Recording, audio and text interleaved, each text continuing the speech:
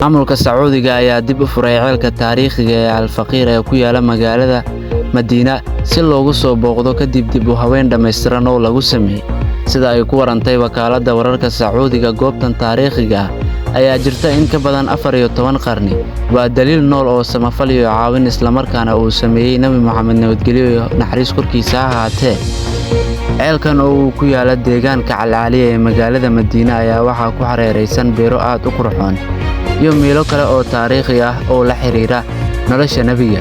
waagii hore ayaa biyaha laga soo saari jiray ceelkan oo balciisu yahay 3 mitir iyadoo la adeegsan jiray aaladaha dhaqanka, balse markii dambe maamulka Sacuudiga ayaa ku rakabay matoorada biyaha. hadda maamulka iyo gacan ku xeynta ceelkan ayaa waxa ay xoos imanayaan maamulka horumarinta gobolka Al-Madiina. biyaha ceelkan waxa ay si dabiici ah uga yimaadaan webiga Badi ee Batan. wakaaladda wararka Sacuudiga ayaa sidoo kale baahisay sawirada goobta taariikhiga ee dhawaan lagu sameeyay dib u dayactirka. inta lagu guda jiro dayactirka goobtan ayaa waxaa ceelka iyo wadooyinka soo gala lagu rakibay deer bir ah oo dhererkiisu yahay 1 mitir.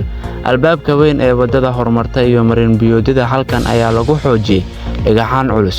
inta lagu dayactirayo goobta ceelka waxaa mudnaan la siiyay in la ilaaliyo qaabka asalka ah ee goobta iyo ceelkaba. geedo cusub oo tamir ah ayaa lagu soo kordhiyay goobta, sidoo kale dhismaha barxadda gudaha la saaray iyo kuraas dhagax ah oo la dhigay si ay ugu raaxaystaan dadka soo booqda.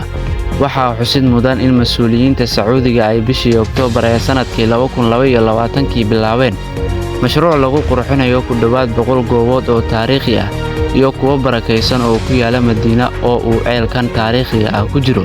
ku dhawaad 100 ka mid ah goobahan ayaa lagu wadaa in lagu dayactiro mashruucan oo socon doona muddo 3 sano ah, waxaana mashruucan la soo gabagabayn doonaa sanadka 2025.